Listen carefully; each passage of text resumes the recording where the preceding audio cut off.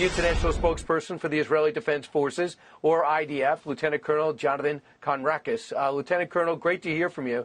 Jonathan, can you give me an update on the air campaign and what the objective is and how much that has to do with when the ground action starts?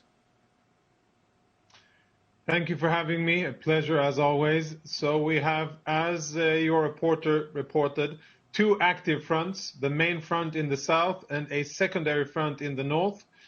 In the north, Hezbollah is really trying to escalate the situation. We have had a total of 7 casualties so far, civilian and military, and dozens of anti-tank missiles have been fired by Hezbollah at Israel. At this stage, we are responding to the aggressions only, and we haven't decided to escalate the situation further.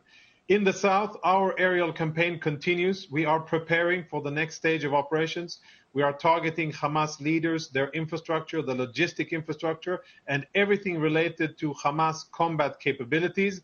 The aim here is to have a weakened, tired, and dislocated Hamas in preparation for our next stage of military operations. Colonel, do you believe that Hamas is trying to run and get out, maybe mix in with civilians and go through the Rafah crossing, or do you think they want to stay and fight you guys?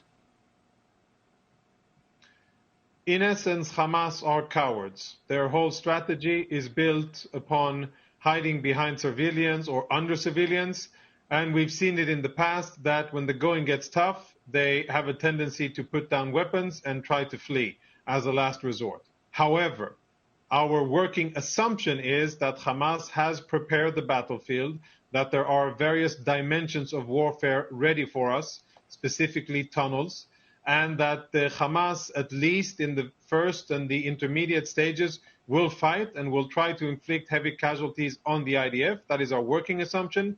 That is how we are preparing for operations, and that is how we're going to address the situation in terms of the assets that we will be bringing to the fore once the next stage of operation commences. Islamic Jihad on your target list too? Definitely.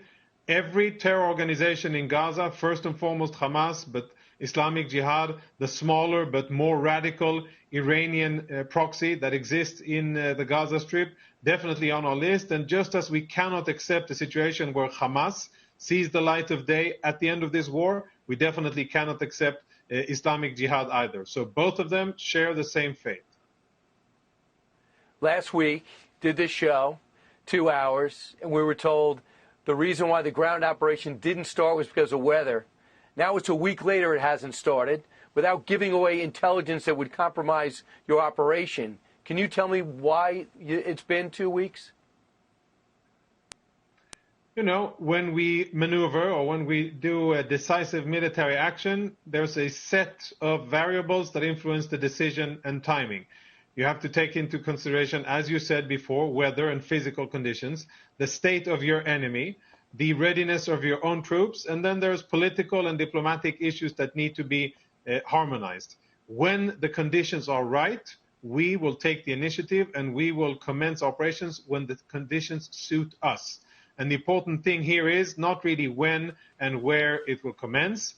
The important thing here is the aim. We will dismantle Hamas from its military capabilities, and we will create a totally different security environment for the southern part of Israel and actually for the entire Middle East.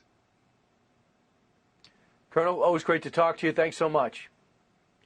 Thank you for having me. Meanwhile,